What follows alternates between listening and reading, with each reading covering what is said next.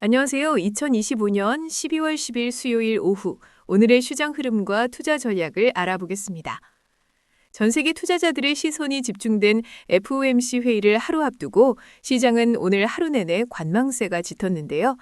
오늘은 한국 증시의 마감 상황을 총정리하고 간밤 미국 증시 흐름과 앞으로의 투자 전략까지 함께 살펴보겠습니다. 먼저 오늘 코스피와 코스닥 시장 상황부터 전해드릴게요.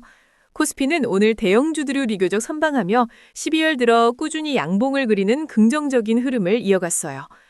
하지만 코스닥 시장은 925에서 935 사이의 박스권에 받쳐 답답한 모습을 보였습니다.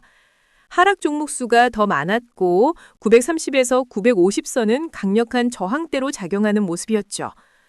2차 전지 외에 시장을 견인할 새로운 주도주가 절실한 상황이라는 점은 여전히 아쉬운 부분입니다. 이런 상황에서 정부가 코스닥 활성화 정책을 예고하고 국민성장펀드까지 출범시켰으니 부디 개인 투자자들이 활짝 웃을 수 있는 환경이 조성되기를 바랍니다. 외국인 투자자들은 삼성전자를 팔았지만 SK하이닉스에는 집중적으로 매수세를 쏟아냈습니다. 특히 SK하이닉스의 미국 ADR 발행 소식은 외국인 접근성을 높여 주가를 끌어올리는 데 크게 기여했어요. 다만 오늘 12시까지였던 조회 공시 답변에 따라 주가 변동성이 확대될 수 있다는 점은 주의해야 합니다. 간밤 미국 시장은 혼조세를 보였어요.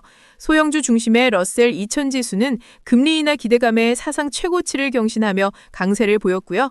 반면 다우존스 지수는 JP모건의 예상보다 좋지 않은 내년도 전망 발언에 하락했습니다.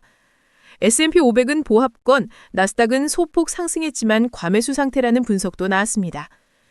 특히 엔비디아는 H200 칩의 중국 수출이 허용될 수 있다는 소식에도 불구하고 중국이 자국 칩으로 대체할 수 없는 경우에만 구매를 허용하려는 보도에 0.31% 하락하며 미중 기술 갈등의 불확실성을 다시 한번 확인시켜줬습니다.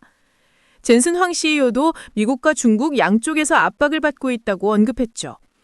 반면 마이크론 테크놀로지는 HBM과 D램 가격 강세, 애널리스트들의 긍정적인 평가에 힘입어 3일 연속 강세를 이어갔고요. 브로드컴 역시 AI 시장 성장 기대감과 높은 시장 점유율로 견조한 모습을 보였습니다. 미국의 구인 건수는 여전히 견조했지만 해고 건수도 증가하고 있어 고용 시장이 둔화될 수 있다는 우려도 공존하고 있습니다. 도널드 트럼프 현 미국 대통령은 오늘 새로운 연준 의장을 발표하고 즉각적인 금리 인하를 기대한다고 밝히면서 연준의 독립성에 대한 논란을 불러일으킬 수도 있습니다. 암호화폐 시장도 살펴볼까요? 비트코인은 최근 급락 이후 2.9% 상승하며 92,100달러 선을 기록했고요. 이더리움은 3,300달러 선에서 비트코인보다 더 강한 상승 모멘텀을 보여줬습니다. JP모건은 주식시장이 위축될수록 비트코인의 투자 매력이 커진다며 내년에 17만 달러까지 오를 수 있다고 전망했는데요. 반면 피터 브렌트 같은 전문가는 5만 8천 달러까지 밀릴 수 있다고 견고하는 등 다양한 의견이 나오고 있습니다. 은값도 비트코인과 동행하며 통화가치 하락에 대한 해지 수단으로 강세를 보이고 있습니다. 이어서 투자 전략을 제안해 드릴게요. 미국 증시는 FOMC 이후 불확실성이 해소되면 마이크론 테크놀로지나 브로드컴 같은 AI 인프라 관련주의 분할 매수를 고려해 볼 수 있습니다. 엔비디아는 미중 기술 갈등의 불확실성이 해소될 때까지는 관망하는 것이 좋겠습니다. 한국 증시에서는 SK하이닉스의 ADR 발행 공시 답변을 확인한 후 긍정적이라면 재진입을 고려하고요.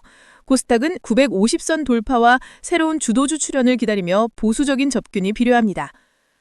암호화폐 시장에서는 이더리움과 은이 통화가치 하락에 대한 해지 수단으로 유망해 보이며 FOMC 이후 비트코인의 9만 달러 지지선이 확고해지면 분할 매수를 고려할 수 있습니다.